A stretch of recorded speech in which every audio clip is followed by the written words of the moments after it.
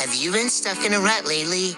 Welcome to In the Rut podcast with your hosts, Josh Merritt and Macy Davenport.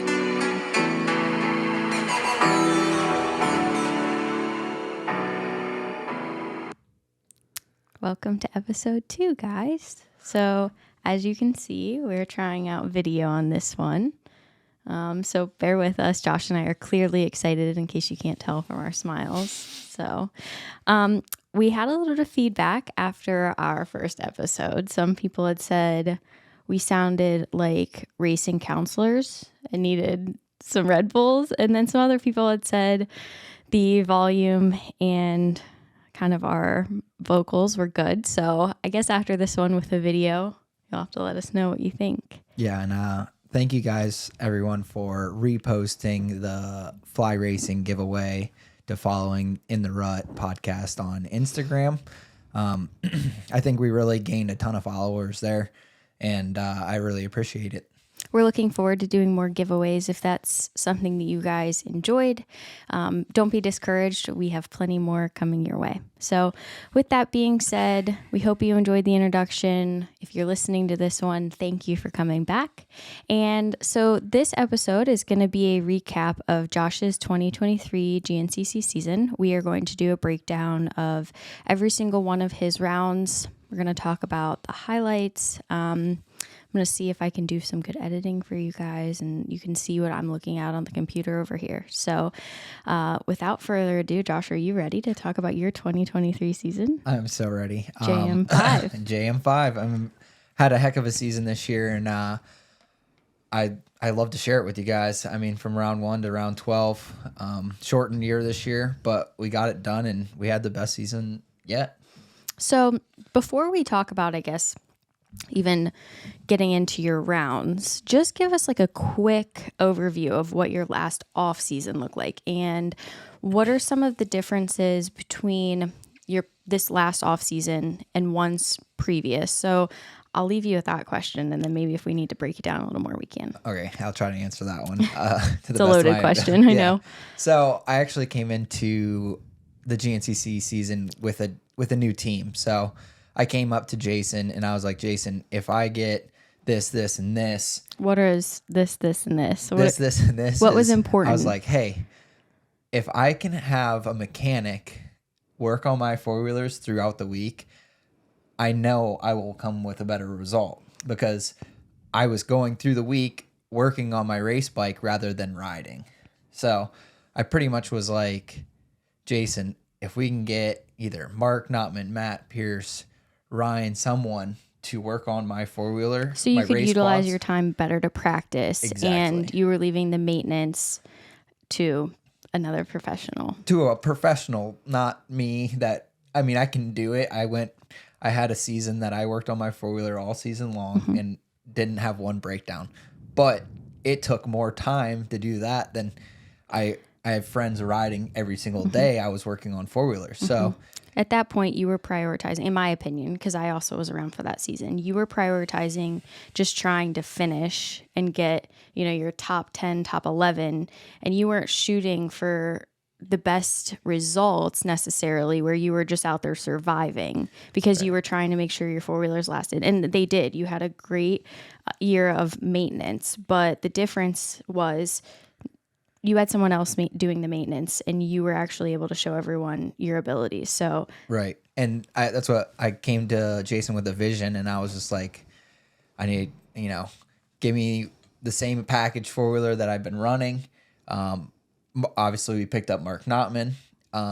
It was something. He brought a lot to the table, and I can't wait to have him on the podcast. But just to have him. I don't know if it was like the confidence that he brings, but being able to say Mark Notman is my mechanic is a big deal, one, for you, because I know you have a lot of respect for Mark, like many people do, because he has earned that, rightfully so. Definitely. But also looking at Mark's track record, I feel like it put a bit of confidence in you. Yes. You were able to go out there knowing that Mark dotted all of his I's, he crossed all of his T's. He made sure you were ready to go out there to rock and roll, so you could, and you did. And I think that's part of a huge deal. Yeah, and And I think like the third thing, it was like 1, 2, 3. And the third part of, this, that, the three things from when I went to Jason, I was like, okay, well, if I do get this opportunity, I'm not going to let Jason down. I'm not going to let Mark down. And then I have, people that I have to prove wrong because I had a terrible season last season. And not terrible, but number 11 is not where I want to be. I've been number 11 way too many times. I think I've been number 11 like 4 times in my career.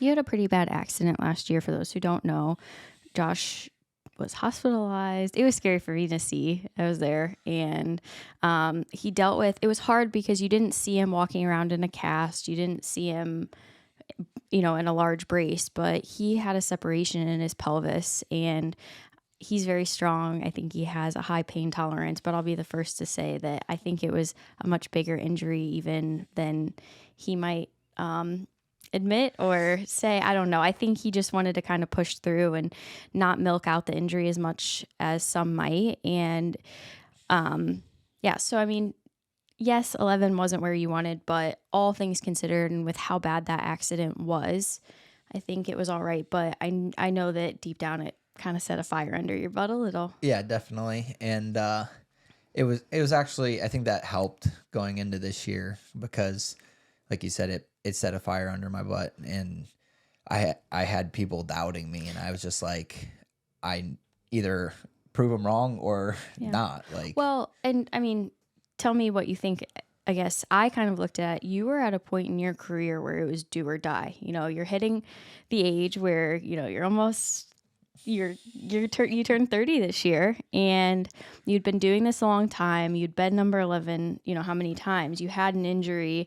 You kind of were like the guy that was just consistent, but you weren't up there battling last year. They were just like, Josh is going to be there. He's going to be consistent. He's going to be in like that top 10, but I don't know. They knew you came off of an injury. And so I think this year you knew, like, if I'm going to stick into this and I'm going to be here and we're going to be spending time and money and effort and doing all of this, then I need to get to it. I mean, no? Yeah, that's 100% it. And I'm kind of glad that it folded the way it did at the end of the year. Yeah. So in addition to, I mean, it was amazing to see on my end. For those of you who don't know, Jason, Alicia, Mikey, everyone at Action Off-Road in general had just curated an amazing off-season and entire season, not only for Josh, but from what I could see from that team, from it being, they have a ton of rider support at the track, but this was the first year as an actual team with a big rig at the track. Mm-hmm. And I would say to this level, to this caliber of a team, right? Yeah. Yeah. And I think they did it flawlessly. I mean, yes. Again, looking from the outside in, knowing that there are still people out there who are willing to put in the time, the energy, and the commitment into ATV racing, and they're trying to bring back more of a factory. Technically, obviously, it's not Yamaha factory, but they're trying to give a the setup closest and thing support to factory that you can be. It's factory action at that point. Yeah. They're doing as much as they can. So, in addition to your 1, 2, 3 things, yes, just do a quick walkthrough of what the off season. Well, leading up to the season, you're like few months, say from January to our first round, which was February. Yeah, so I went south plenty of times.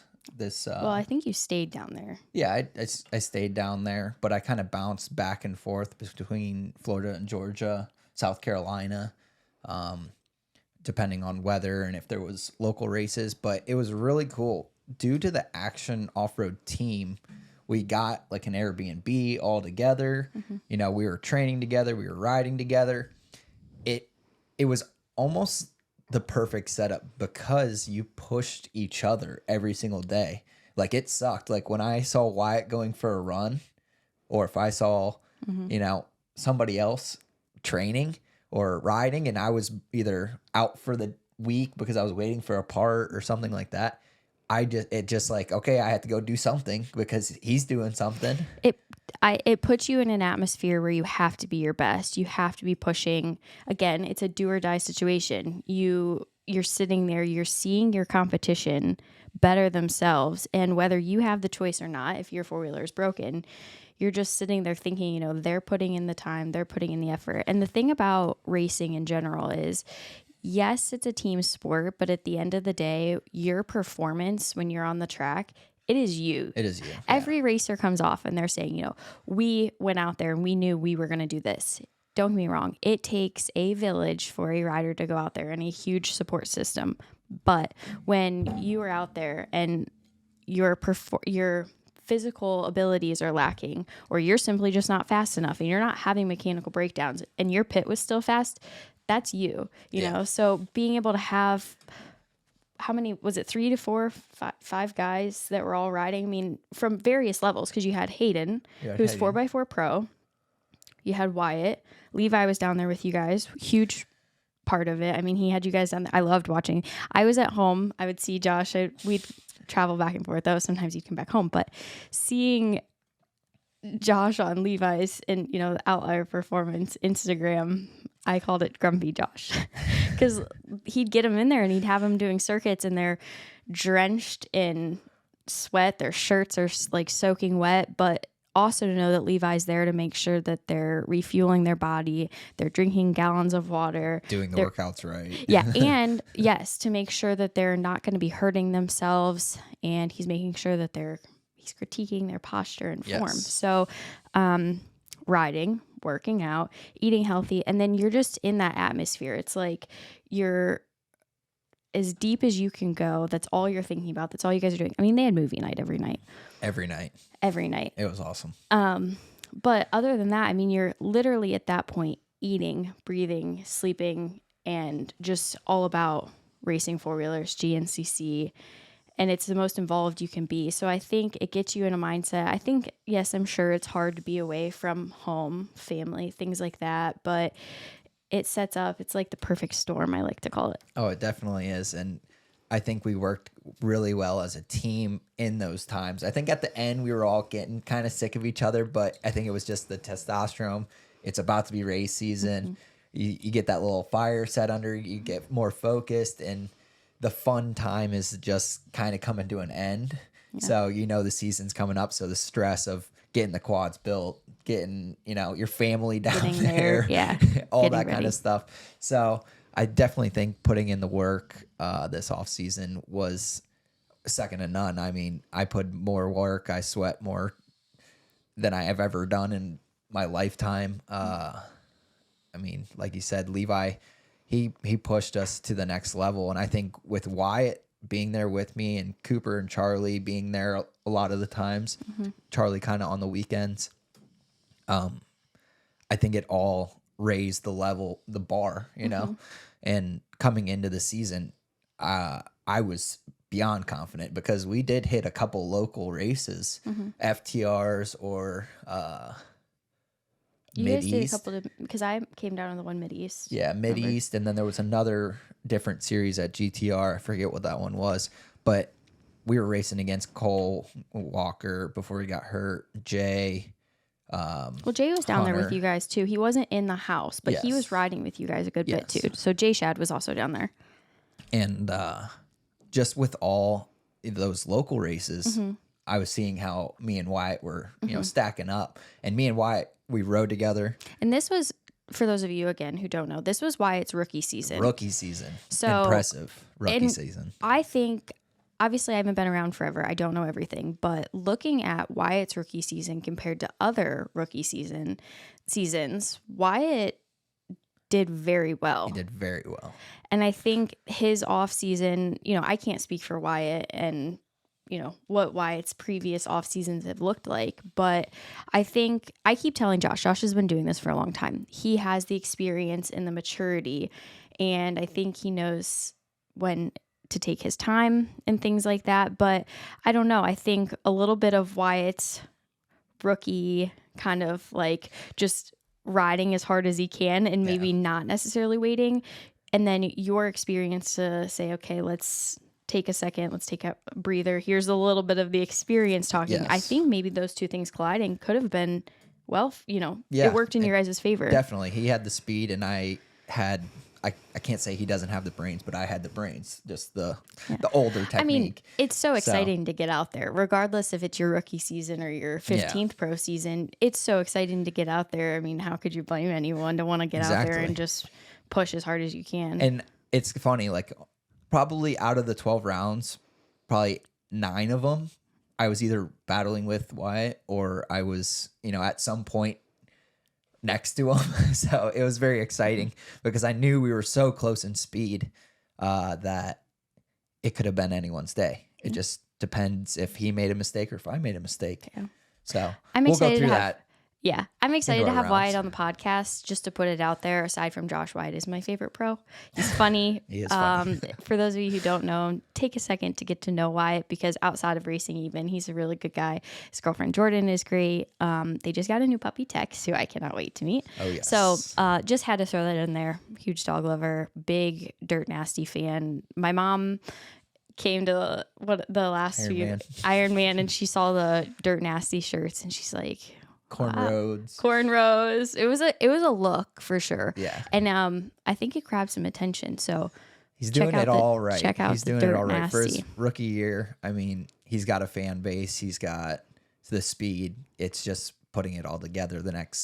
Maybe next year or next coming years, he will be one of the top guys. Yeah. He's got a lot of heart. So with that, let's jump into Josh's 2023 season. So the opening GNCC round was Big Buck in South Carolina, Union, South Carolina.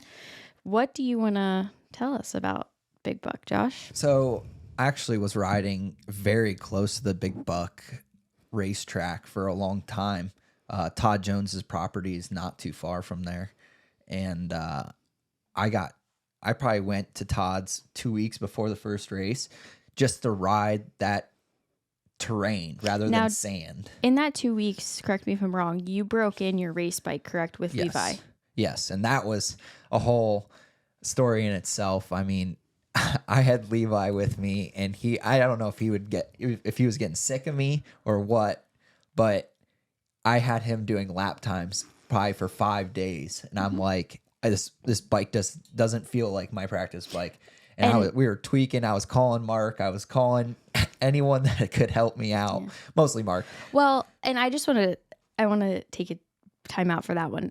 When Josh says it doesn't feel right because he's been riding a practice bike that has how many hours on it? Way too many. All winter in Florida, in Georgia, and his whole off season, he's rode this one bike. So it's very broken in, it's very loose, and then you're going to this brand new race machine just finished by Mark Notman. You know that it's tight, it's gonna be rigid, and you're going from this bike that you just have so much time and energy on, and it's kind of tailored to you, and then brand new. So that's why it felt so much different, why he was trying to, what they say, dialed in. So in that week of trying to get that thing dialed in, like I said, I was calling Mark. I was like, hey, it's doing this, it's doing that. I couldn't get the steering stabilizer right. It was just like little things that all added up. But I had Levi there, thank God, because doing lap times by yourself was near impossible. And there was just probably 2 days before the race day, I dropped 5 seconds off of my lap. And he's like, Josh, that was 5 seconds faster. I was like, that's it. We're done. That's all I needed to hear. And I don't know if that just if he could have lied to me for all I know, but that little bit of confidence was less like, okay, that's as good as I'm going to get. I'm not going to, keep trying and go backwards.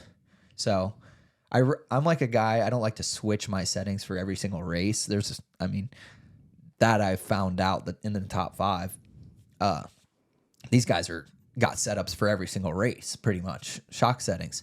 And I run the same settings on dirt, and then I run the same settings in the sand. So I just like to get used to something, and then I can ride that setting, or I can adjust to that setting. So I think that's a work in progress for this year, and one thing you said you wanted to work on. But we're sticking to the 2023 season. We'll talk about that and some of the changes Josh will be making for this 2024 season. So getting into your results. So lap 1 we are looking at the results, and I'm hoping to be able to get this up for you guys to be able to see. So I'll read it off to you, Josh. Okay. So lap 1, it looks like you came in 6th place, but listen to this gap. I want you guys to hear what the top 6, what their time difference was. We had Bryson Neal, 1st place. Behind him, 10 seconds, was Wyatt. So Wyatt came out swinging in 2nd. 3rd, we had Jared McClure, 1 second behind him. We had a half a second in 4th, John Galata Jr. 5th place, 0.8 seconds, Cole Richardson. Then in 6th, 1 second behind him. So we are talking about 3 seconds between 2 through 6, and you were right there in that pack. And behind you, you had 1 second, Hunter Hart. 5 seconds behind him, Jay Shad. So 1 through 8 are within 7 seconds of each other, lap 1. I'm sure the adrenaline was going. Oh yeah. And this first race of the year, everybody thinks they're going to win. So Yeah. we were all pushing the pace. We were all excited. Yeah. It wasn't an endurance race that day. It was let's see where we fit in this group. Yeah, how this year's good. Because when you think about it, the first race is forecasting for what the rest of the season is going to look like. Definitely. Yes, there are plenty of things that happen from start to finish. Mm-hmm. There's injuries, there's bike problems, Yeah. all that kind of There's stuff. a lot of unknowns, but regardless, you know who put in the time, what their season's going to look like. So everyone's wanted to put, show out and show up, definitely. basically. So That's what we work for. lap 2, quick rundown. We had Bryson, Cole, Hunter. No, I'm sorry. We had Bryson, Cole Jr., and then we had Hunter, then we had Wyatt, and then we had Jay, and then Josh. So you had fallen back from 6 to 7. But again, we are all still within a minute. Within 2nd to 7th, we are within, I want to say, 15 seconds. So also very close. Lap 3, Yes. You move into 6th, and lap 5th, the final results for this. Lap 4. I'm sorry, Lap 4 ended up 5th. Yes. So,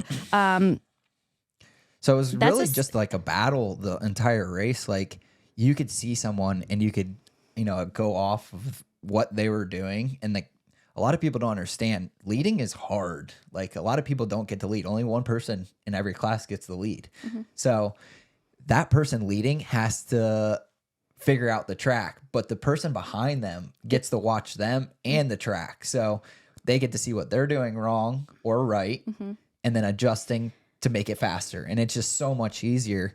And well, in the most part, I mean, obviously Bryson Neal kind of just pulled away from us most of the year, but like when you're all about the same speed, you can adjust your bike, you're on the track to make it easier to go around the track, I guess. Yeah. And doing that the entire race and seeing, hey, I'm in the top 6, top 7.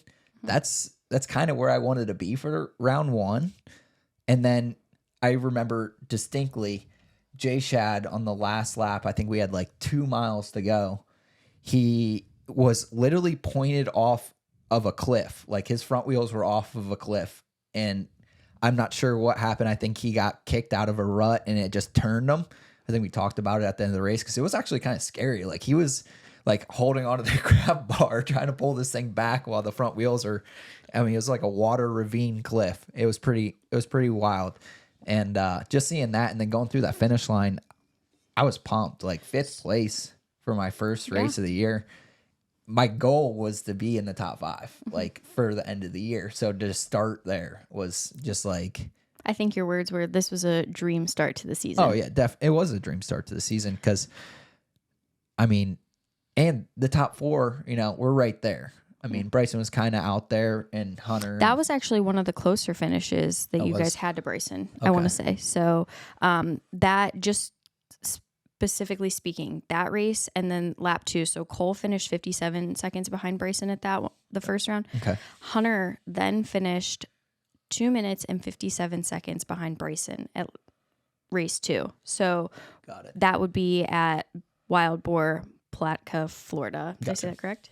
Yeah. Palatka. Okay. So before we hop into race 2, talk about just quick what Big Buck, the consistency of the dirt soil. I think it's sandy there, correct?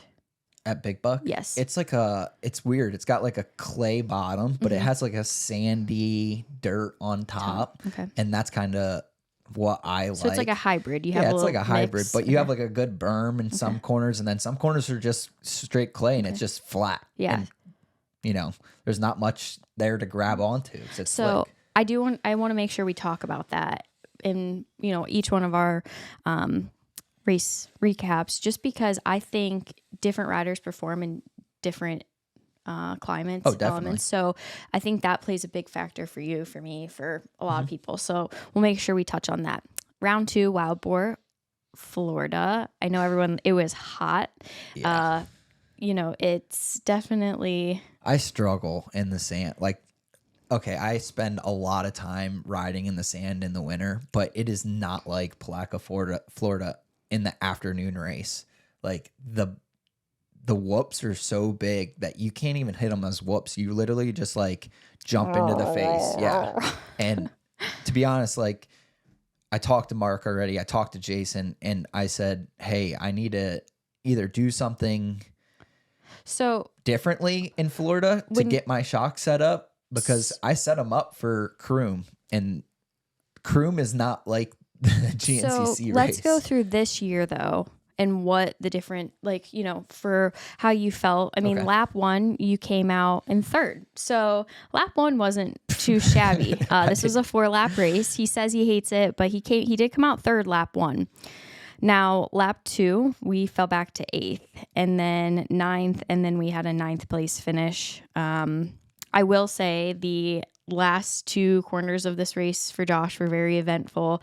He was almost in 8th. He got he was touching bars at the last 2 corners. Ronnie. He got stuck, yes, and then he did not he didn't have the advantage at the end of that. Yeah, so. Had the pass made and come into the corner just a little too hot with. I think Ronnie was on the inside of me, and I went up on 2 wheels and he did too. Yeah, they got stuck, and then Ronnie had people there. Yeah, and we just didn't know he was going to be that close or doing that, and we weren't there to pull him off quick enough. It was a heck of a job. That's the second time Ronnie's got by me like that. And at the end of our race. Well, he didn't get by you. You went to go past him. I went to go past him. Yeah, but and he just got the upper. Oh, he definitely did. Hand there.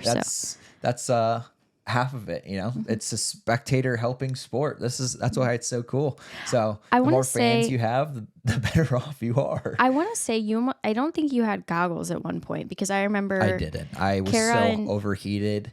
Kara, Jake, and I were running around, which, for those of you who don't know, Kara is Josh's sister. She is like #1 supporter. She does a lot and loves racing. She raced women's pro. She has a lot of great accomplishments in her career. She's still very supportive in Josh's career, and her boyfriend Jake is amazing. We were running around like literal idiots to try and get him goggles, and we are dripping sweat. I don't think it rained there for some reason. It did rain during the race. Okay. Just it sprinkled. It got like cloudy weird. Yeah. But it was already so humid. It was super humid. I just couldn't keep my goggles on. I felt like I was overheating after the lap 1. Like, I think I just pushed too hard, and I just wasn't ready for... That 3rd place got you going. 2nd, 3rd, 4th lap. Like, it just got more rough, and I feel like physically my body was ready, but my bike was not set up good enough that my physical stature could handle it. Yeah. So it actually tired me out quicker just because my setup was not right. You were just having to work harder. Yeah, and I had to work harder. So like I said, I talked to Mark, and that's one of the things that I would love to change for 2024. Yeah. So obviously that one's very, very sandy. It's all sand. All sand. We were pouring sand out of our shoes. So then rolling into round 3, which is a general, it's Washington, Georgia, Aonia Pass, motocross people. So coming into this race, there was a lot of skepticism as far as what the track was going to look like, because for those of you either who don't know or forgot, they went through and logged the entire property. So I will say, from a viewer standpoint, if you have not watched the Racer TV live re-race, basically, probably the coolest race to watch. By far the coolest race, not just because Josh led laps, but well, I mean, still super cool. I was running around like out of my mind, but the drone footage and the people who were running the drones, absolutely amazing. You could watch the entire race because the woods were clear. Yeah. Now it was scaring me. There was no leaves on the trees either, so it was like you could see down to the floor of the earth. Yeah, and I mean, us going through stump roads. I have to say, I was a little worried the back wheel was gonna catch a stump at some point. Oh yeah, and they did. I mean, I was worried, but by far the coolest race to watch. I'm excited to go back there next year for it because, I mean, it was just amazing. So with that, Josh, let's hear lap 1. Josh was our leader. Came in number 1. Let's tell us about that. Off the start, was that your first lap led? Like full lap? Is it a pro? Full lap led? I think so, actually. And I remember the start like it was yesterday. I think I was second place going into the first corner. And I knew, like I walked the start, I knew we had a bunch of S turns until we got into the woods. And I was like, okay, Hunter was actually out front. And both of our bikes are built by Mark Nauman. So, good starts for both of us. Walker obviously wasn't there. He was injured at this time. And so up until Snowshoe, Walker was out. Yes. Okay. But so to go back to the start, Hunter got the whole shot. I set him up, I think, on the third corner. He just like came in really sharp and I swung out wide. What did they call that? What did they call that move? I don't know. I don't remember. They called that was a Chris Borch original. Oh, Chris Borch original. Yeah. Me and Chris are very alike. He just has a lot more championships and wins, and he reminds me every day. I mean, I would too. He's the best. But set up Hunter. It was awesome because I actually got it on the drone footage. Got to lead my first lap ever of GNCC racing on the overall. And I had a pack behind me, don't get me wrong, but it was great to see that in some sections I did get a little bit of a gap. And then I think once Bryson got around those guys, he sucked up on me like no other. And he pressured me on that second lap actually right after the start and went by me on camera. It was pretty cool to watch on live because I was just like, maybe nobody got it, you know? And I was like, oh no, they got that. And then they got me, you know, letting, I think, Cole and Hunter by because I was just like, I was so pumped up at that time. That's what everyone was like, okay, Josh, just breathe. Don't get pumped up. He's like, I'm pumped up. I'm pumped up. So I just want to read off though the time gap between first and we'll go from there. So Josh, then a second behind him, Bryson, second behind him, Hunter, second behind him, Cole. We have 4 seconds, Wyatt. Then we have 5 seconds, Austin Abney. 1 second, Adam McGill. And then we have less than a second, John Glauda Jr. And then 1 second, Jay Shad. So, and then 7 seconds, Jared McClure for top 10. So you're talking less than 30 seconds for your top 10 entire pack. So imagine watching 10 riders GoPro footage just weaving in and out of, I mean, yes, it's the woods just because there aren't necessarily giant trees there. There were still small really trees. Cool. So, yeah. They only took the big ones. But yeah, it was very cool. And I know we have a video of us coming through one of the corners and it sounds like a NASCAR race because it's like it was just one after another, 1 second apart. Yep. It was very cool just to see like the difference between everybody's, you know, what gear they were in, their style, all that kind of stuff. But I mean, from a spectator's, obviously, it makes such a cool race day when you don't have someone out there just running away, or even, you know, when everyone's spread out 20, 30 seconds, when you're biting nails and you don't know, one person might just take the one wrong line that's just a second slower. Everyone's out there for blood. And when you're talking that close of racing, everyone's on their toes. Everyone's excited. And so to think about it, so the action trailer, we had Josh, Austin, Wyatt, Jay. and Chris. Chris at So the end, yes. The pit stops, this was one of those where We're all in. it's like we're all out. bing, bing, bing, like right back to back. We're trying to make sure we're not hitting each other. Mass chaos, fun Yes. mass chaos. So let's talk about where you were at. So this was a 5-lap race, which was going to be in your favor, we think. Yeah. I thought it was going to be in my favor too. But I think, well, no, I know. Coming into lap 4, I was finally getting my second wind. I was feeling a lot better. I was pretty tired after the Fell first. down. His pump kind of fell out, Yeah. and he was ready. Yeah, so I was like, second lap, I have to slow down. It was just, those guys were just going so fast after that. And then lap 3, I was feeling good. Lap 4, I think I caught Adam in the middle of the lap. You were in 6th behind Yes. Adam. And I was right on his tail. He was 2 seconds behind Adam going into the last lap. And really, I think we had about 2 miles to go. And I was, working them, trying to make them, make a mistake, take a bad line, something. You had an idea of where you wanted to pass him, Yes, correct? In those I had a last couple miles? ideas, and right before that section, went through a creek, and my chain actually went up onto my sprocket. Rode my sprocket for probably 20 yards, and then You mean your sprocket guard? Sprocket guard, yes. Well, yeah, it's riding your sprocket. And after it ran on that sprocket guard, it stretched so much it broke. So that was That what was are the you end of gonna the day. do type Yeah. deal. Kara and I started running the track backwards because at that point, you don't know if he is hurt, what's going on. Yeah. We were obviously super bummed on the day, but relieved that he wasn't hurt. I was very frustrated, and I sat there waiting to be towed in. I mean, 5th or 6th, regardless of Yeah. what the day would have turned out to be, it would have been a great day. would've I mean, been it a was very a good great day. day. We still were very happy with your first lead lap. Yeah. That was great. So, and talk about that track there. I know at least Moto would get a little bit, not blue grooved, but it did have more of a tacky consistency. It would pack in, correct? Yeah, No? it has sections where it's like nearly perfect. Like there's a bunch of traction, but then there's a lot of sections that are just super blue grooved because we've ran the same track year after year after year, just different ways.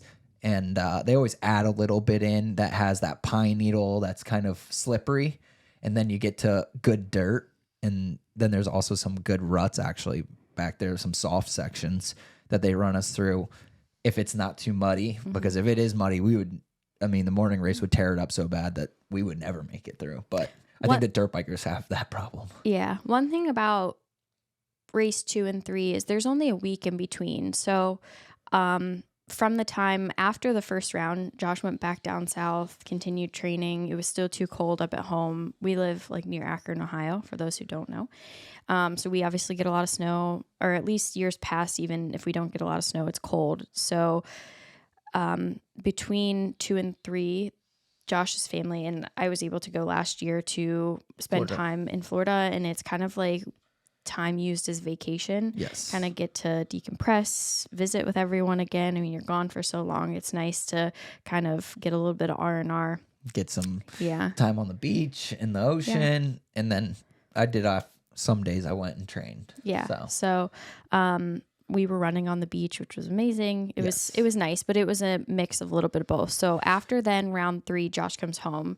It's a little bit of a longer break, correct? We go into a 3-week break. I think so. So we are now going back to Union, South Carolina, but this time it is the Tiger Run, same venue as round 1, but it is Tiger Run round 4. Josh finishes up, I believe, 9th overall, correct? Yeah. So again, yes, 9th in the class, 9th overall. Josh talked to us a little bit. This was a pretty consistent day where you kind of just rode out the race. It looks like time-wise, you really rode by yourself a little. Yeah, it wasn't my best performance. I think coming from Georgia with a broken chain, I knew it was a short season, and I was like super down on myself. I was like, my season's over. It's only 12 rounds. Like if you have a breakdown, it's tough to get points, especially when you're getting 4th, 5th, 6th, 7th, 8th, 9th, 10th. You're at 1 point in between each other. So to have a breakdown, if someone doesn't break down the rest of the year, but you beat them by 2 places or 1 place, you're not going to beat them in the points. So mentally, I think I was deflated a little bit, and I shouldn't have been because I was riding really, really good. That, and it still was the beginning of the season. Yeah, So and it was the beginning of the season, and I love Tiger Run, South Carolina. I mean, the Big Buck 2 area. I ride really good there. I don't know what happened mentally that I couldn't be up with those top guys that race. it happens. I think there were a lot of things at play. But it is what it is. Yeah. I think there'll be some more training and preparation specifically for that venue. So we can go into race Dang, Camp Coker. Camp Coker. Now this is where the Action Off-Road Camp is held. Yes. So just do a quick little. So Action Off-Road Camp, I think last year was year 5 or this year was year 5. I'm pretty sure year 4 or 5, I think. And it's a huge camp. I mean, kids to adults come to it. It's a riding school, 4-wheelers. We have almost every single pro at this camp, or pro-am, a lot of pro-am riders as helpers and maybe even A guys. I had Kenny Schick this year, which was a blast. I think Kate for the women. Yeah. Kate. The women's, either Kate or Angel were there. Does Andrea coach at all? I don't think so. Okay. I don't think she comes. But well, she was in the school, I think, the first couple of years. She was still young. Yeah. But she's just now, coming out as a pro rider and doing very well. But this camp is 4 days long, 3 days long. And it's probably the most fun time of the year for me. I get to set up a track for a set of riders. We call them pods. We get a main track to do lap times on, and we do lap times at the beginning of the week and then at the end of the week. And we see these riders on a rougher track because they're riding that track all week long, get better lap times. So it's working. I mean, the watch doesn't lie. So that's why I had Levi doing what he did at the beginning of the season. That's why we do that there. And just seeing a kid come into your section and do better is awesome.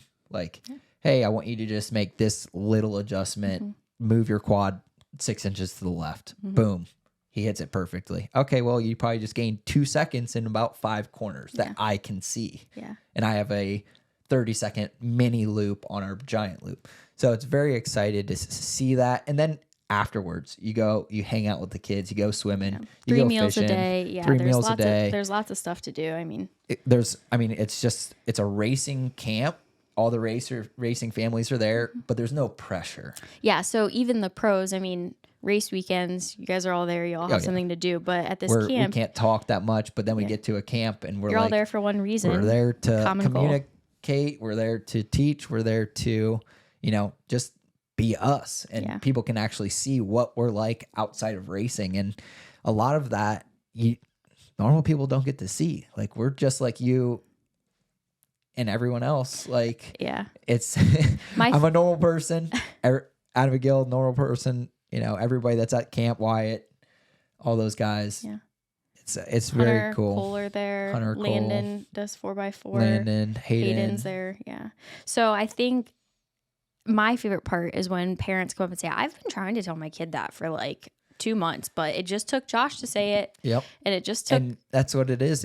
You can, as a parent, can tell your kid, but he isn't or she isn't going to listen to you. Well, I mean, sometimes it just takes them. Yeah, it just doesn't stick. Or, they're like, oh, Dad, you don't race anymore. You don't know. You don't, Yeah. You're not out there. But when they're looking at their pro or someone that they look up to and they're telling them, they're like, yeah, I will do whatever you tell me. And I did that as a kid too. Like, my dad raced, and I was fortunate to go down south with Landon Wolf down to Chris Borge's house, and him and Johnny were in this house and just listening to those two. And then one time I went to Chad Weenan's house for a week and trained with him. It's just like, you need that. Okay, he's a champ, know, or he's been on a pro for how many years. I'm gonna listen to him. So it's very cool. And I think if I had a camp like this as a kid, I would have been to it every single year. Yeah. All the way to maybe A class.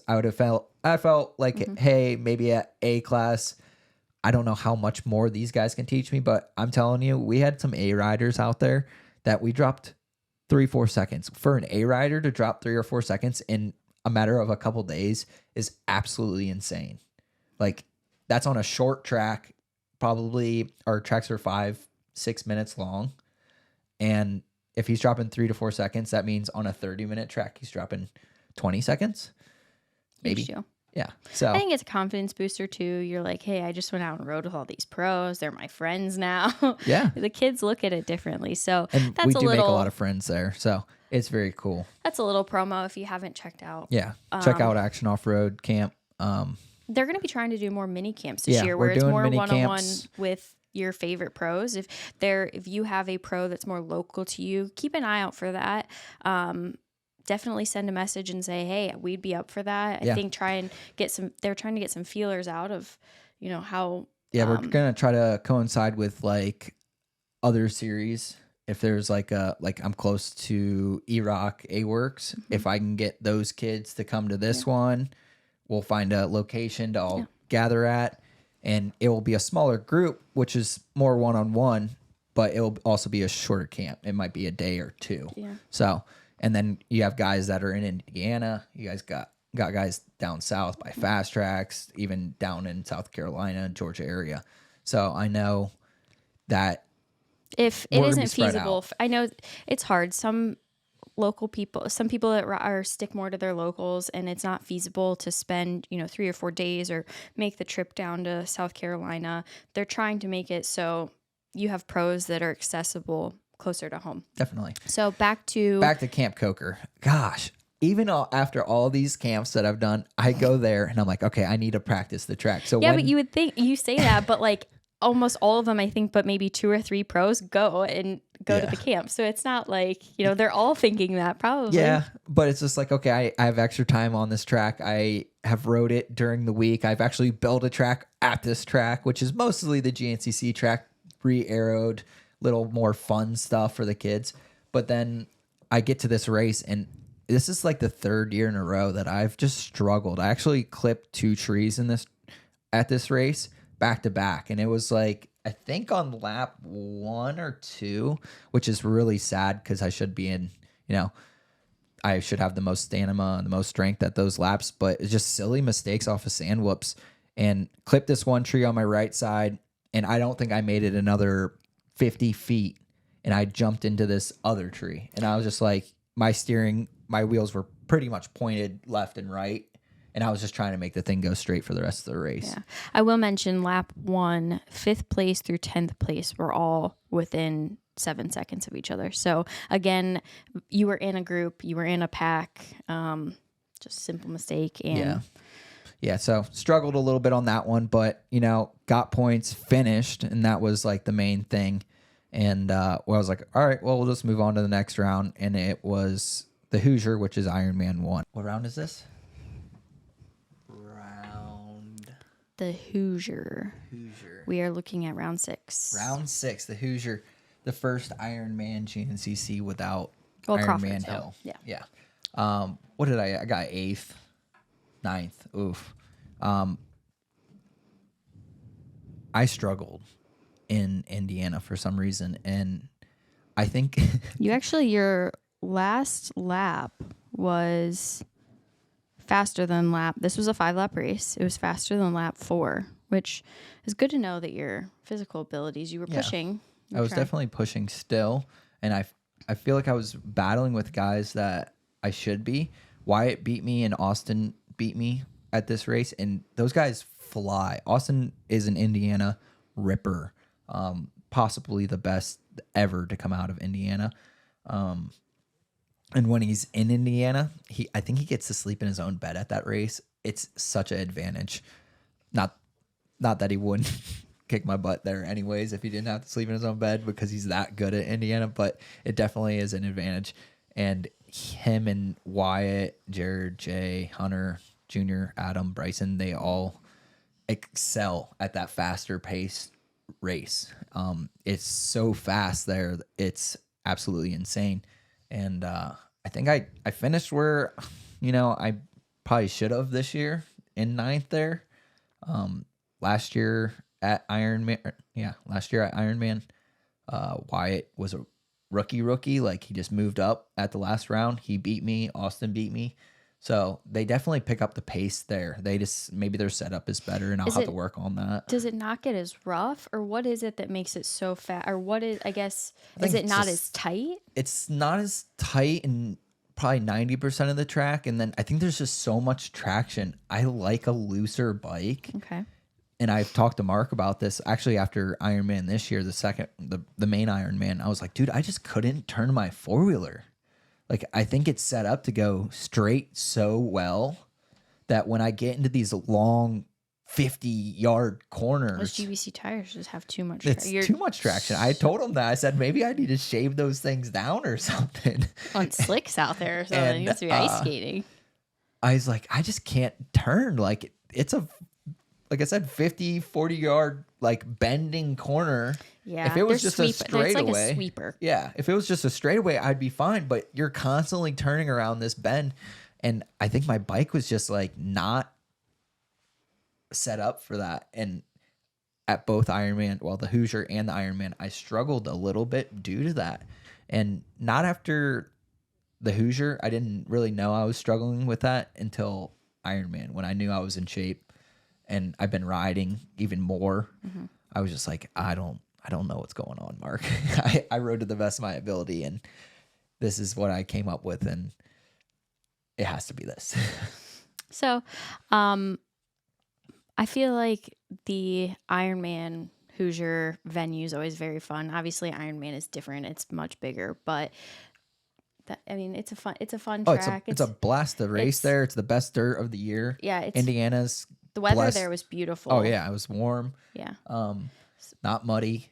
Like 2 it was Ironmans just in an a average. row. It was just an average day at that point. You had already had a 5th on the year. You were pretty solid. Now, let's go into round 7, which is highlight of the year. Spoiler alert. John Penn and GNCC. So I'm going to go ahead and set the state. I just want to set the scene here of what this race day looked like. So I think a couple of things went into play. One, just Josh and I had gone down on Friday. Up until this point, the whole family would be there. Yes, in the motorhome. But this was a little bit of a different situation. The parking situation is weird, and the motorhome doesn't. It wouldn't have fit with the action rig there. Yeah, so Josh and I were able to. Yeah, Levi was gracious. Levi's family was gracious enough to host us, and we were able to stay with them. So we went out to dinner on Friday night. Well, I should say we got to the track Friday, got everything set up, dropped the trailer, went and got Texas Roadhouse on Friday. Yeah, we saw some friends, and then we went back to Levi's parents' house. We got to see the compound a little bit, because that's what I like to call it. Norm took us around on the little Kubota or something, UTV, and we got to see the compound, see all the house. I absolutely love their house, and it's so beautiful. So, and I was being a little nerd about the house, and I had so many questions. So I think it kind of took Josh out of the race atmosphere, the nerves building up to, what we're here for. He knew, in the back of your mind, it's business, but you get a really nice, good hot shower. You're getting good night's rest. You had good food. Then we wake up Saturday morning, and Josh kept saying, I just need a little bit of rain. I just need a little bit of rain. No, I said I wanted it to pour. Josh was doing his rain dance, actually. And we wake up. What is it doing? It's raining. I mean, it's raining good. And it had been raining. They got some water. So we wake up. We look out our window, and I said, your rain dance worked a little bit. So we get up. We get some breakfast. And then we head to the track. So it's a muddy mess. We're kind of just hanging around. We get set on rain delay. Yes. So the morning race disaster, youth race disaster. I mean, it was just a mud fest. So everyone's kind of just chilling. Like all the pros already had their gear on, and we kind of were just looking at each other sitting like under the tents, waiting for the horn to tell us, So tell us to get up there. We were talking about the point where we were like, is it going to be dark when they're done racing? I mean, it was a long, long delay, and everyone was just kind of like, are they going to cancel it? What are they going to do? It just kept going. So what did you put on? Did you put on tweeners or did you put on No, big I tires? had big tires on, big GBCs, and I actually rode them there. Monster trucks. Yeah, I actually tires. rode them there a few years before that. I actually borrowed them from Johnny Gallagher as I was racing against Johnny Gallagher. Still, it rained He's actually. a true before- sportsman. He is. It rained before that race, but it stopped, and I was just like, it was so in between because it was so muddy, and I was just scared to be stuck in ruts that day. And actually, Walker Fowler brought it up to me that race or before that race, and was like, "Hey, you did this a few years ago, and you almost beat all of us." And I was just like, all right, I forgot about that. I was like, I'm running big tires. And I didn't really tell anybody or anything like that. There was a couple of people that were like, yeah, we're running bigs. I think there was only a few though. There was only like 3 of us that had them. And it was me, Adam, Junior.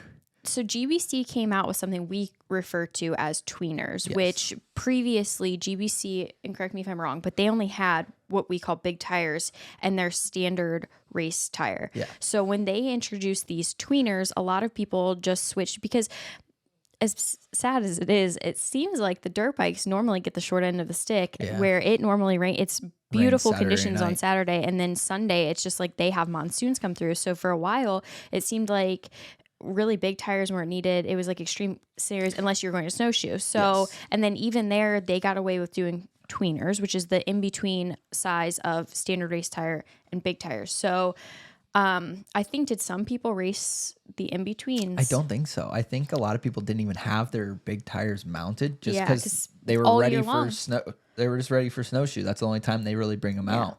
But And like I said, all year long, the conditions really were great other than the one sprinkle, but it was already so dusty there that it didn't matter. So again, setting the sitting stage. there and just waiting for this race, I think it messed with a lot of people's minds. Like Some people, like, I think, who was it? Was it Austin or Wyatt? They were like, I could take a nap right now. Like, all of the adrenaline, like, we're pre-race, the AM race is coming off the track. It's just kind of like organized chaos a little bit where everyone's adrenaline's going. Everyone's like ramped up. You have engines running, people coming off of the podium.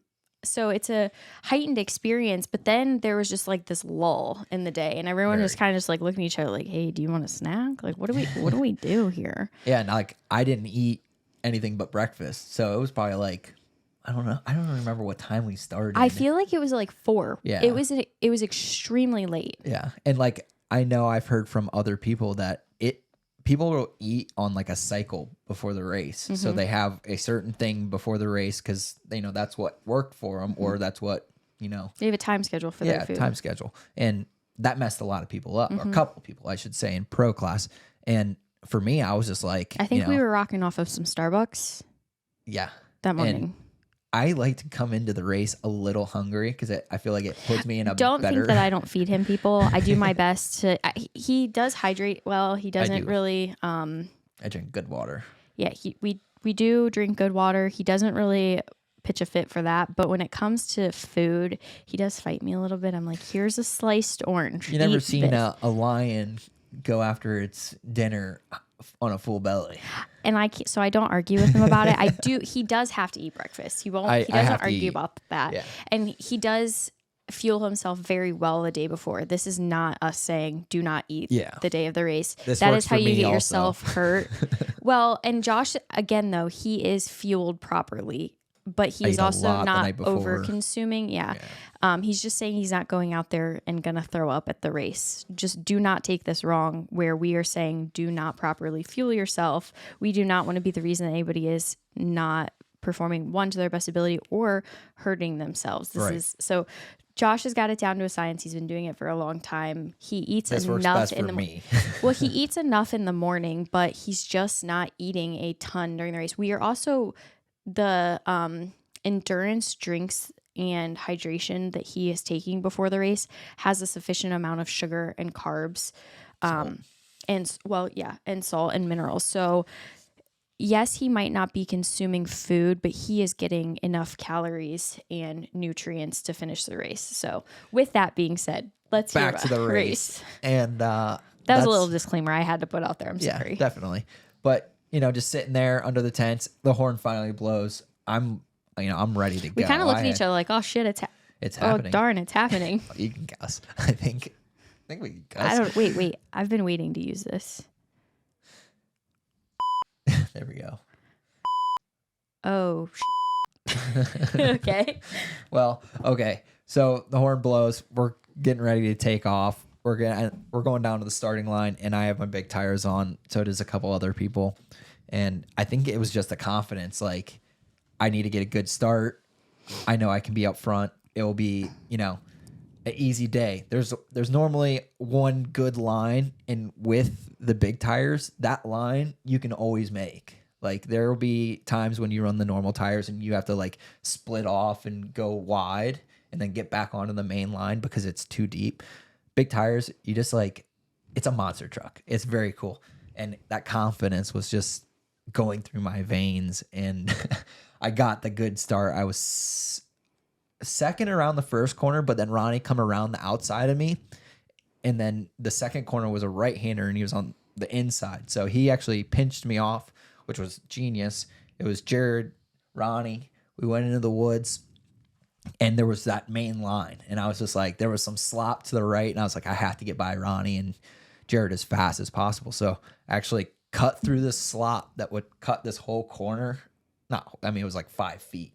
But because how the rut was made from the previous race, Which they we had watched, to go around. We watched the morning race, and we watched people sit in bottlenecks. We watched people that was mass chaos. So I was worried, that was a survival race. It was a race of who was going to be the smartest out there. And all year long, I had been trying to do affirmations with Josh of remind yourself that you are smart. Remind yourself you have the confidence. You know what you're doing out there. And so I was just in my mind, like, I hope he knows that he's reminding himself. He knows what he's doing. He's confident to make the right line choices.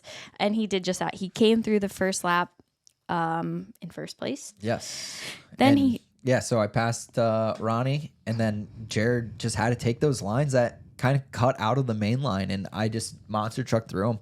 It was pretty sweet to battle with Jared and I think Jay first lap. So yeah, Jay was in fifth the first lap, but then he came up lap 2. He was then leading lap 2. Then it was Jared, and then came you. You had sat in second. Adam then lap 3 came in, made the pass. Josh made the pass back on Jared and Jay. Nope. And rode out that second place. Now I will say, on the last lap, Josh, I should say from lap 3, he was 1 second behind Adam. Lap 4, 16 seconds. Lap 2 then reeled him in another 5 seconds. It was 5. You said lap 2. Sorry. Lap 5 was 11 seconds behind Adam. So he was right there all day, I think, again, trying to... This was a race where you wanted to make sure you finished. That was definitely key. There was people, pros broken down on the side of the track and just rooting us on. Like Cole, he even said, he asked, like, at the end of the race, I think on the last lap, he must have broke down. He's like, did Josh get on the podium? Or did Josh win? And he was pumped for me. And it was very cool to just, I was riding behind Adam. I was riding with Jared and Jay. And just having those big tires, I didn't make any of the mistakes. I just kind of took my time rather than, I have to go as fast as I can and split off and get back onto the main line. It just was like I slowed my own pace down to go faster. And with Adam having big tires, he was also doing the same exact thing. So at that point, I was just catching him, and we were just kind of getting to a bottleneck, assessing it, and then, moving forward. At one point, there was a lapper stuck sideways on a Honda, and it wouldn't start. And there was a cliff to our left and a hill to our right that had a down tree, and they cut it right there. So there was no way you were going up the hill over this not in these conditions, at least. No, over this giant tree, and then somehow landing on this little path next to a cliff. Yeah. Like, it was super sketchy. And Adam's like, this is where we'll lose it, right here. And he actually jumped on the guy's four-wheeler, tried to start it 4 or 5 times, and Honda then just kind of pushed it onto the side of this cliff. Like, half the wheels were on the main trail, and other half was like about to fall. Sorry, good luck. Yeah, and we just both kind of snuck around him, and Adam at that point was like determined to, I think, win. And I was just like, I need to make it to the finish line. And that's where he got the 11 seconds on the last lap.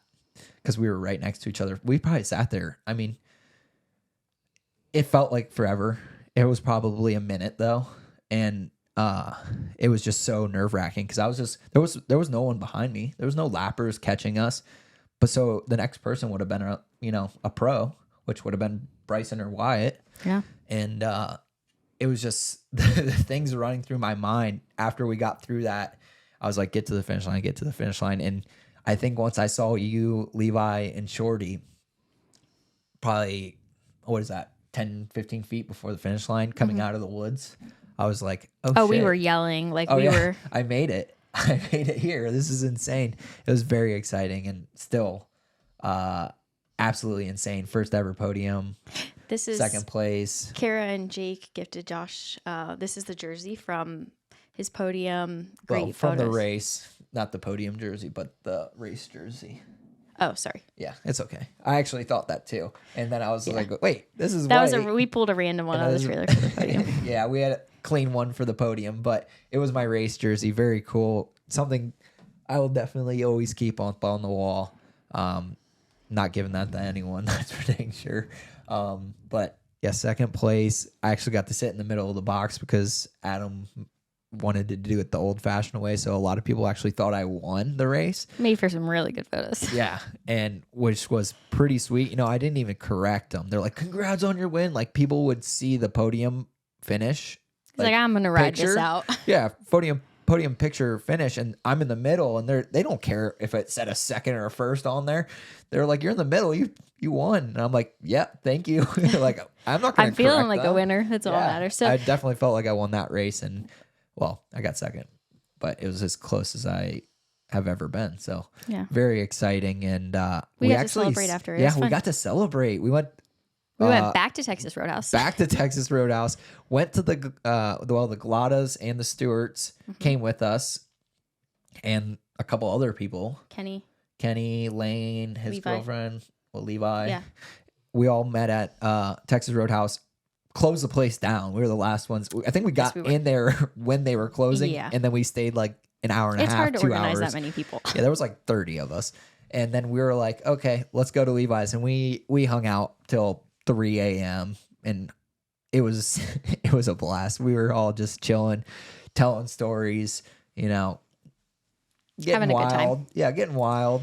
It was fun, and then bed and head home in the next day. So yeah, it's a great time. So I think that was the catalyst for the rest of the season, and it kind of created an the upswing. It was, you came out round one, you had a really good race, and then after that, it was kind of like you were sitting in like a little bit of a lull. I mean, it wasn't bad by any means, but you had ninth. Well, you had a DNF. A DNF. I think you ended up 11th overall, I believe. No, I'm sorry, 50th overall. Yeah, 11th in the clubs. Yes.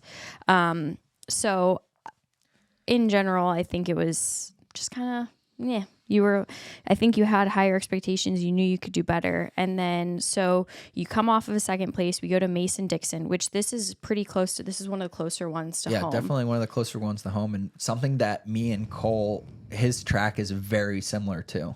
And that's why Cole has the most wins at this track. Yeah. He dominates because his track is set up very similar. And that's where I've been riding with Cole and Kenny.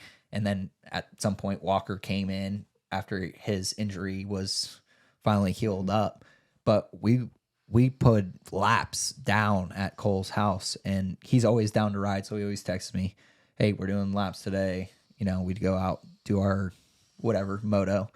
And I come in off of a second place, super confident. I think, how did I? So ninth the first lap. No, that was Wyatt. You were in second. I was in second. Okay, so this is the one that Ronnie got the whole shot, and I made the pass on the second or third corner, and I led most of the first lap until Cole caught me when there was no dust. Mm-hmm. I was literally like running for my life in the dust. This was the dustiest race of the year. Yes. Which, go ahead. Do you want to talk about your goggle setup for this one? So just a quick overview. I run Scott goggles. I actually ran tear offs, laminated, or this was So Justin at Scott had Yes. introduced us to sealed. Yes, sealed laminated tear-offs. Which if you haven't seen them, they're a commodity. They're kind of hard to get. So I almost don't want to, I almost want to, what they say, like gatekeep this. But it was a big deal for Josh. Josh he practices with just regular tear-offs. So that's what he's used to doing. And he had kind of been saying like, man, roll-offs are kind of just big and heavy and like they're an extra deal. Kind of can't see right up top because they have that mud flap. Yeah. And so that kind of has been messing with me. I'm like, Macy, I've been riding with tear-offs all summer long. And then I'm coming into races and I'm having to worry about roll-offs. So Justin had introduced him to the sealed, which basically, and was so crucial at this race, and I think was just, amazing.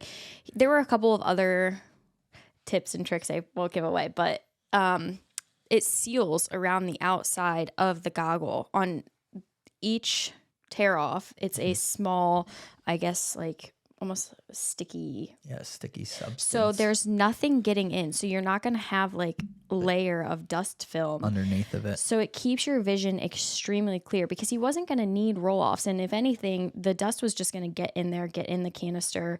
It was going to be a big mess. So that was a really big deal. Yeah. Shout out to Justin. Thank you, Justin. We love Justin and Scott. Yeah. But so huge dust race, lap 2. You are sitting in third. So who got by me? We had Cole, and then we had Adam. Yeah, so those guys, I'm not gonna lie, like they have more speed than me at this track. I knew I could put a fight up, and I was like, hey, if I go out there, obviously I had the lead. If I can gap the dudes that I normally battle with, at the end of the race, it doesn't matter if I'm a little bit tired because I'll have that gap and I can kind of just coast in. And I really went for that. You had Bryson on your coattails too. So yeah, he was probably pushing. He wrecked off the start with Hunter and they were coming from the back of the pack. Mm-hmm. And like I said, they just have so much more speed at that point of the year than me. And it was like, all right, not that that's a bad thing. No, I'll let you by. I'll stay behind you for as long as I can. Push me maybe to the next guy. Maybe they'll make a mistake or break down or whatnot. You never know. But following is a lot easier than leading. So here you go. I'll keep up with you. And then, they'll drop me in the dust or something like that. And what I ended up 5th overall.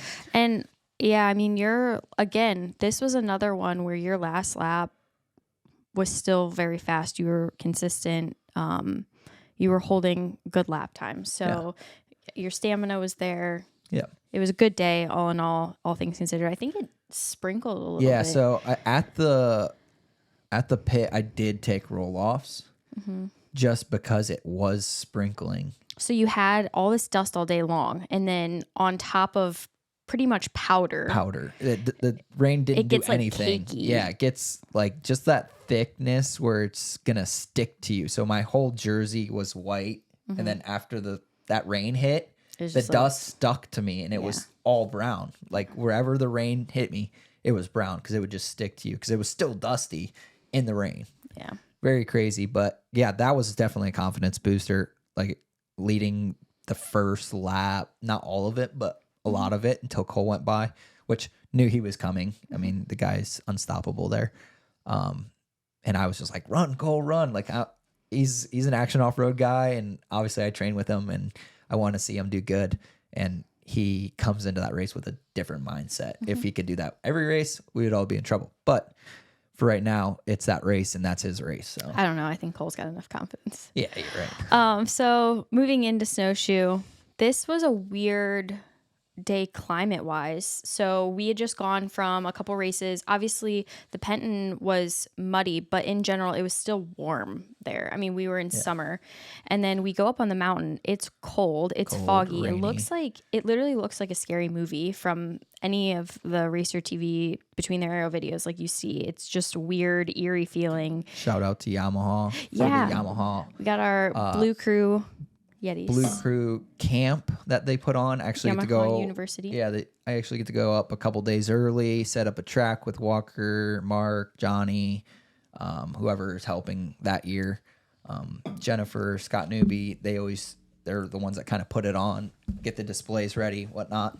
But being up there a couple days early and riding, not at the track, but like on the property-ish. yeah. Just getting For acclimated. the camp. Yeah, for the camp. It helps out, I think, a little bit. And then having a place to stay. We actually get one of the hotel rooms with some of the Yamaha guys, and obviously you stay with me. We have our own shower. We have our own bed. It's another one of those situations where, yes, this is actually at the race venue, but you're kind of pulling it out of... You're away from the racetrack. Yeah, you wake up, we're in a actually 3-floor home. It's not even that we're in the hotel. So it feels very homey. You're getting up, we're making breakfast because we have a full kitchen. We relax. We have a hot tub. During the week. Everyone's watching movies. Like, it's very a relaxed feel, which I keep telling Josh, his mindset, I think, is where we need to work a little bit, and being able to kind of pull him out of it and let him know, like, hey, yes, we're here for business, but let's not worry about that business until it's time. Like, let's not overhype ourselves or psych ourselves out. I think that had a big deal. So going into the race day, it's like literally it's so humid. It rained all morning. We were just standing in clouds. It was terrible, and we all knew it was going to be a mud fest for the race. Obviously, big tires, that snowshoe there's no going around it. Gauntlets, right? Ran gauntlets. I think everyone did. Yeah. Well, no, Junior didn't. Oh.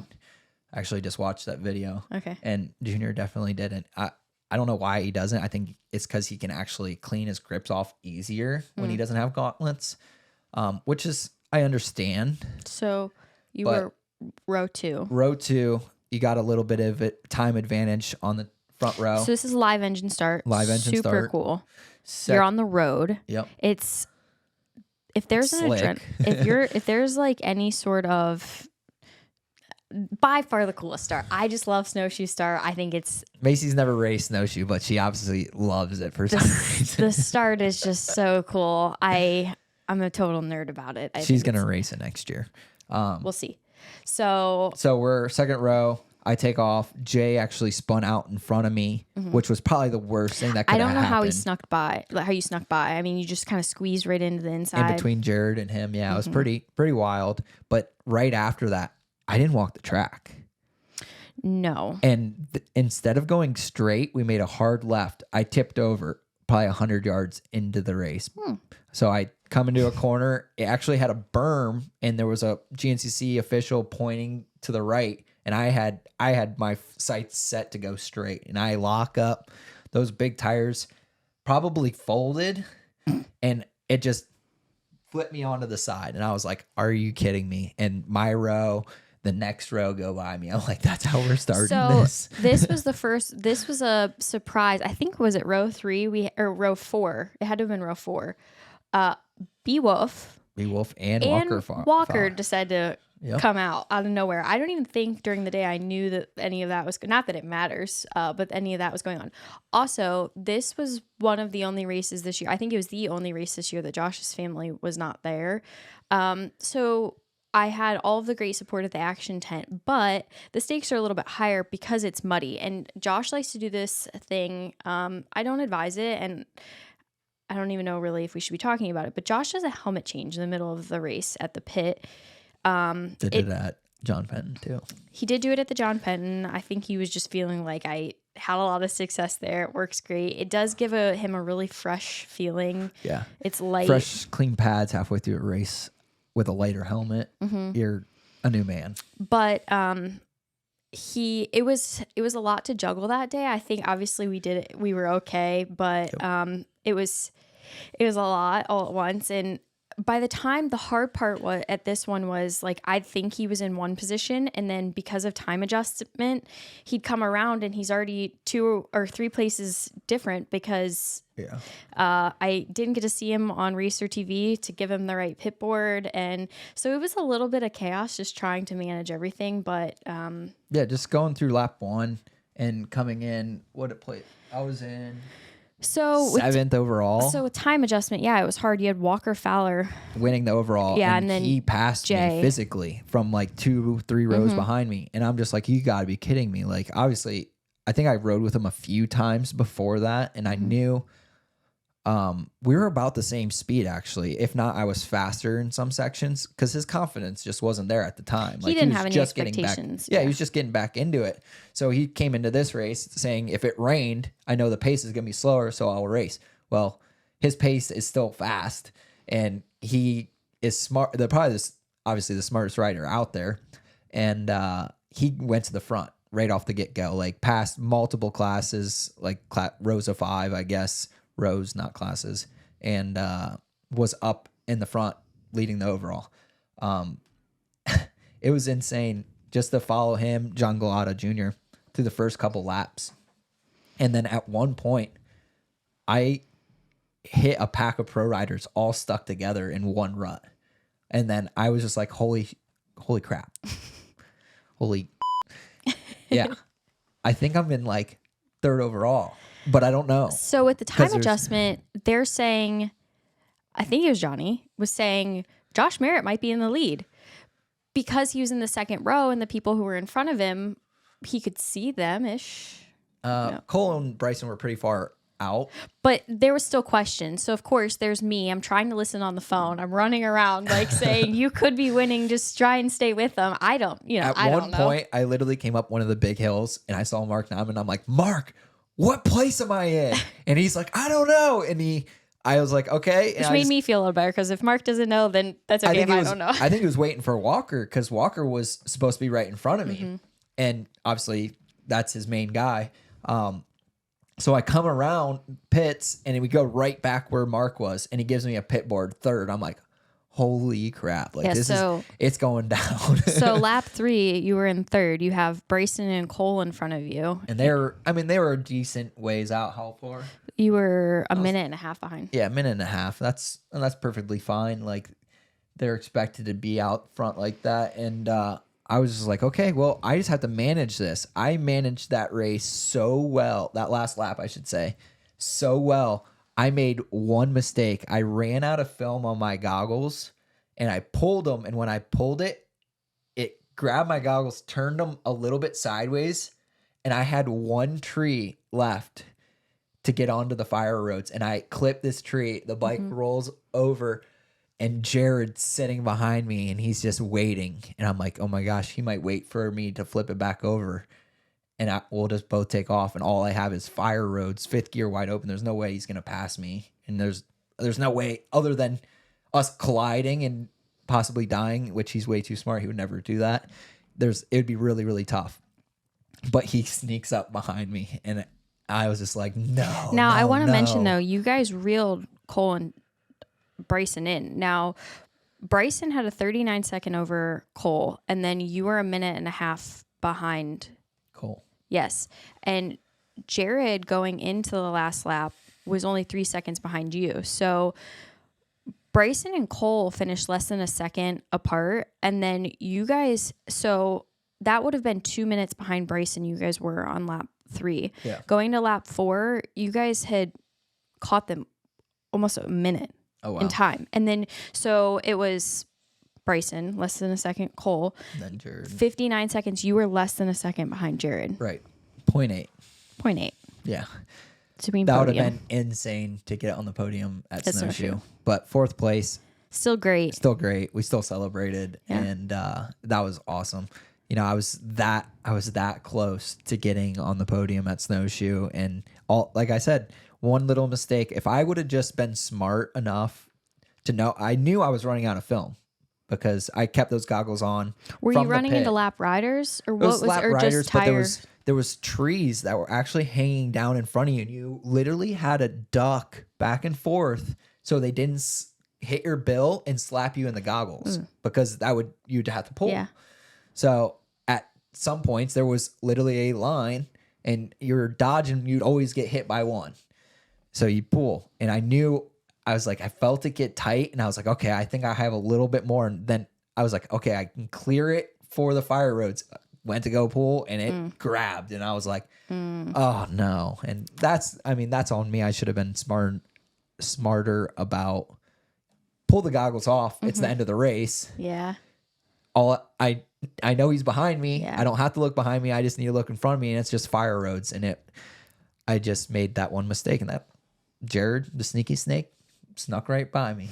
I mean, it was a little heartbreaking, especially when you come off of, you have your career best, then your standards instantly are higher. Yeah. So at the beginning of the season, we were so stoked, and we still are for fifth, top fives. But then you come off of a second, and previously, if you would have got a fourth, we would have been like, let's burn this place down. Like, let's have a great time. Yeah. We still did, but you instantly just like expect so much more out of yourself, which is good. There's pros and cons to that. So, snowshoe was great. We then go into summer break.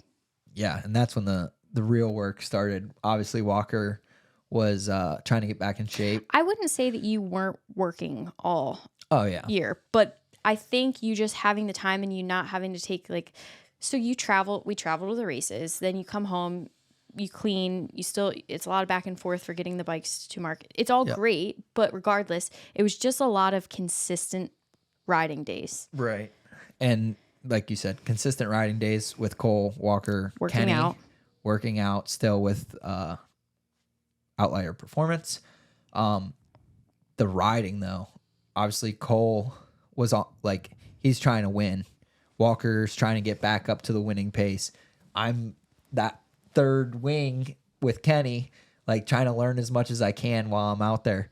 So just being out there, being confident, seeing I'm still keeping up with Walker, still, Cole at his home track is unstoppable, but then we go to a different place and, I can keep up with him a little bit better.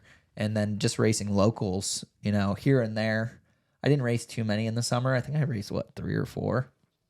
And just seeing where I was at the local races. Some people say that it's not good. It depends, I think, case by case scenario, whether locals are beneficial or not. I think it's per rider preference and overall situation scenario type deal. But for you, I think it's helpful. Yeah, I think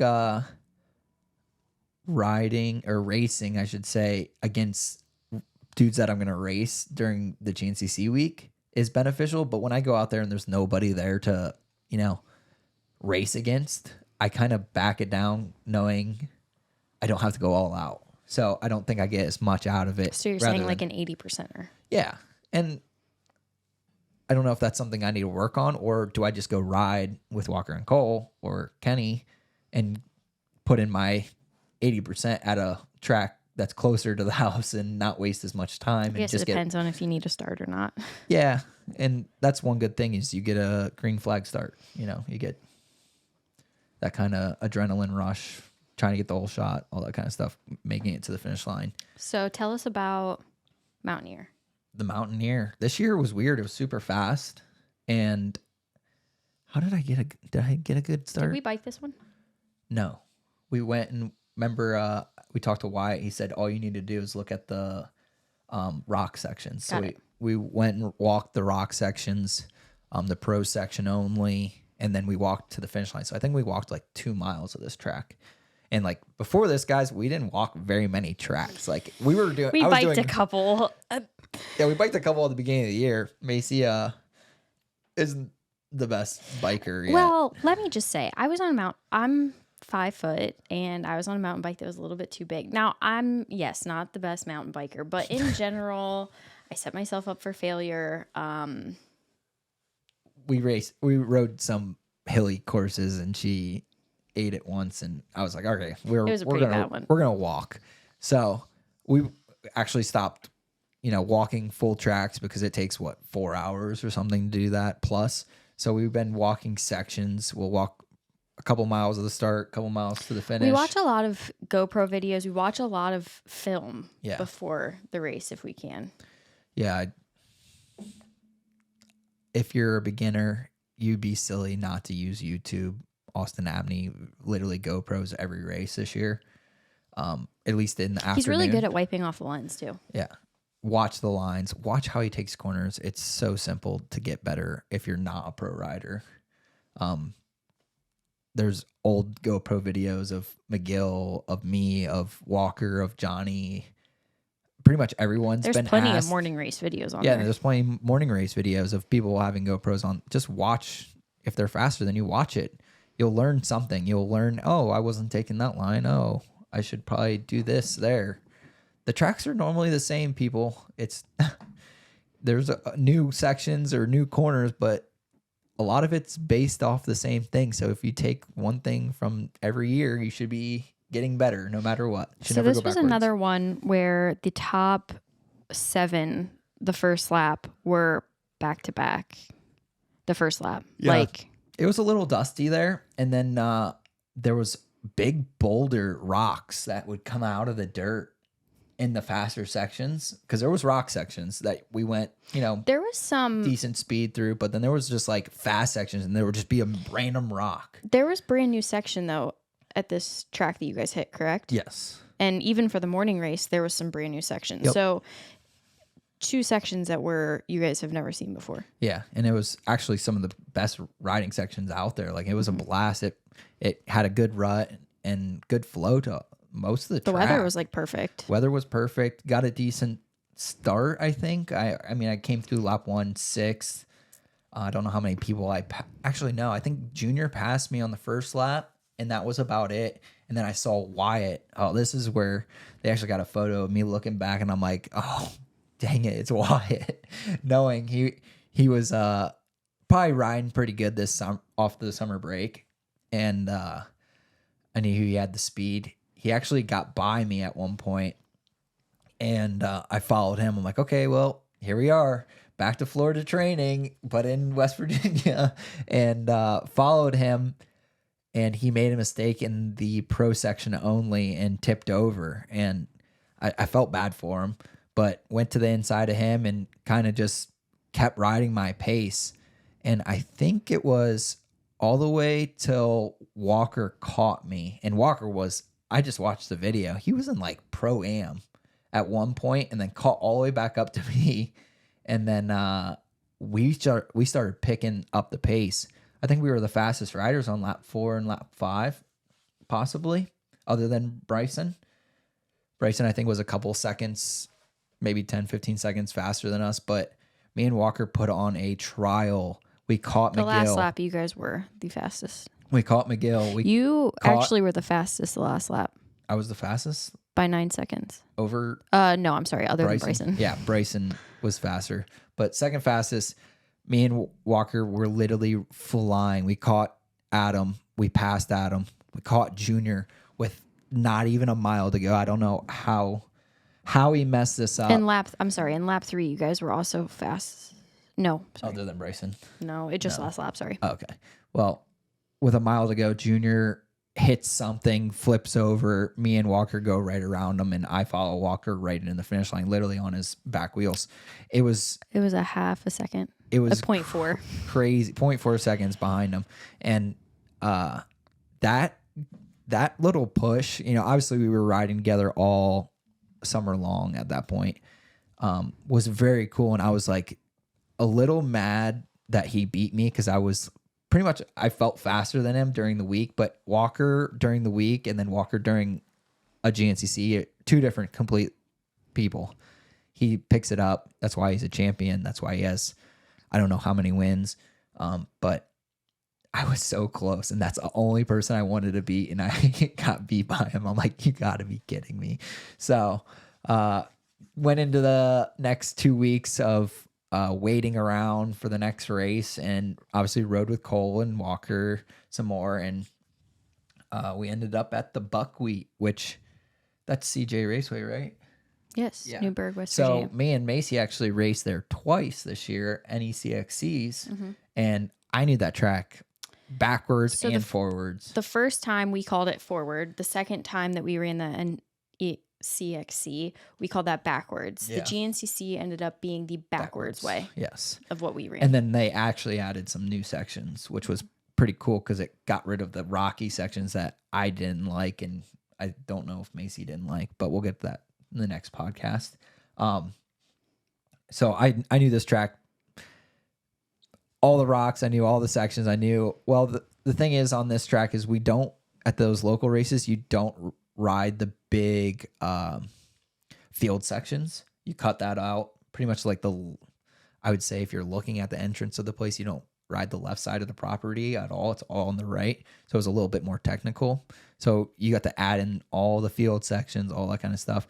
And I was feeling good. I mean, what, fourth place, fifth place, fourth. So I was running top 5 the entire race. Obviously, Bryson having that mechanical problem on lap. It was the last lap, wasn't it? Last lap? Yeah, he was the last lap. Bryson Neal. Yeah, last lap. So having that problem with his four-wheeler obviously moving me up to 4th, but just putting myself in that position in front of Adam, in front of Wyatt, in front of Austin, that's like the main group I was battling with all year long. Your lap times were extremely consistent again. Yeah. I felt good going into the race. I felt confident. Walker ended up winning his first race of the year. Cole, 3rd. I mean, those are my riding partners. So obviously we're doing something right at that point of the year. And I was super pumped about it. Like another 4th place. Yeah. That's so at that point, 5 top 5s in a row. Well, yes, in a row. So overall, one at the beginning. Yeah, he had 6. At this point, he was 6 top 5s. We knew he was having a this was great season. Yep. Best performance overall. So we roll into Ironman. So actually, going back to that last race, Junior actually got hurt Before the race and broke his wrist. I knew, he was the next person in front of me in points. I was 1 or 2 points right behind him going into Ironman, and I think it messed with my mind knowing all I had to do was finish. Well, and where was Jared? So Jared also got hurt at the race Buckwheat. event. So he was going to be out for Ironman. So Josh basically just needed to finish. He just needed to go out there. I think you needed, 2 points? I needed 2 points to pass Junior, and if I broke down, Wyatt would have had to get 2nd overall, which I wouldn't put it past him because he's obviously good at Ironman, but it would have been a stretch for him to do. So I talked to Mark, talked to Johnny, talked to you, talked to Jason, my family, kind of came up with a game plan. Well, the game plan kind of went to right at the start because I was dead last off the start. And the game plan was that if I was in the position to shoot for a podium or top 5, go for it. Where did you get your whole shot? We didn't even talk about that. Buckwheat. I did get it. Yeah. The whole shot. Well, it was in question the entire race. We actually thought they had said, went to Hunter. We were getting ready to leave. We packed up. I was ready to go. Out. I was in sweats and someone came up and was like, t-shirt. hey, they need you. You got the whole shot. So Josh runs up there in his Crocs and sweats and is like, I did it. I got it. I can't believe they gave it to me. Let's take it before they take it back. I definitely think you got it. It was just in question of where they were calling it from and yada, yada. They're going to need a whole shot cam that's right on the line next year. I mean, that'd be cool. Very cool. But whole shot at Buckwheat, but came into Ironman with a plan. Plan was if I was in the top 5, try to go for the podium. If not, just finish it out. Ride out the year. And I was dead last off the start. I think I was so nervous I missed the button. Because I didn't turn over. I was just like, I've been getting. There's Pro. Oh, there's Josh. Top 3 starts in the last 8 rounds, and I come in and I missed the button, or I don't know. I have no idea, but it didn't start. I was last going in the first corner, made a couple passes before the woods, got by some guys. I was running, 9th. Yeah, so I ran 9th, 8th, and it was a 5-lap race. I wasn't feeling good out there. I'm not going to lie. I have no excuses. I rode just stiff. I was just nervous, I think. And obviously I got 9th at the Hoosier. I got 8th at Ironman.